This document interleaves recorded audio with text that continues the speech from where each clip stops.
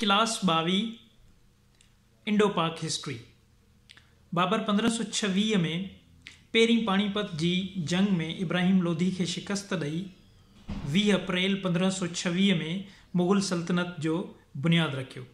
संदसि पूरो नालो ज़हीरुद्दीन मुहम्मद बाबर आहे। संदसि पीउ जो नालो उमर शेख मिर्ज़ा हुयो। बाबर पंहिंजे ई दौर में पंहिंजी ऑटोबायोग्राफी बाबरनामा लिखाई। बाबर 26 दिसंबर 1530 में फ़ौत थियो।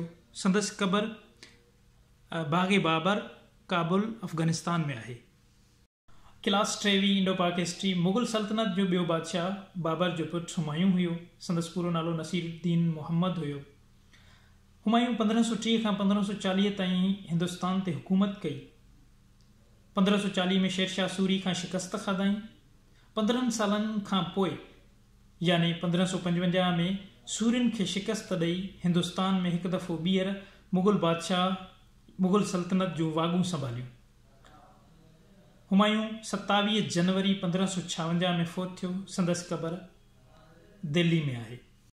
क्लास 24 इंडो पाक हिस्ट्री। हुमायूं जे मरण खां पोइ तख़्त ते संदसि पुटु अकबर वेठो। अकबर 15 अगस्त 1542 में सिंध जे शहर उमरकोट में पैदा थियो। संदसि पूरो नालो जलालुद्दीन मुहम्मद अकबर हुयो।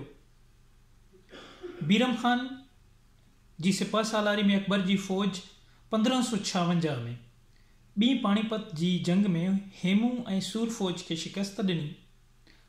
अकबर जे वज़ीर अबुल फज़ल संदसि ज़िंदगीअ ते अकबरनामा लिखियो।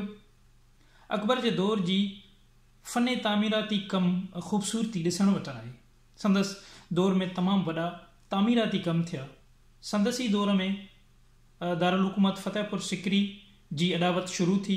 ऐं क्लास 25 इंडो पाक हिस्ट्री। अकबर बादशाह जो दौर। अकबर बादशाह जे दौर में दीवान आम, दीवान ख़ास, पांच महल, जोधाबाई महल, बीरबल महल, लाइब्रेरी, बुलंद दरवाज़ा, शेख सलीम चिश्ती जी दरगाह जुड़ी रास थी। संदसि दौर में Agra kilo, Ajmer kilo, Lahore kilo, Allahabad kilo, Fatehpur Sikri, Humayun जो मकबरो पिण ठहिया। अटक किलो बि संदसि ई दौर जी फ़न तामीर आहे। अकबर बादशाह 27 अक्टूबर 1605 में फतेहपुर सिकरी में गुज़ारे वियो।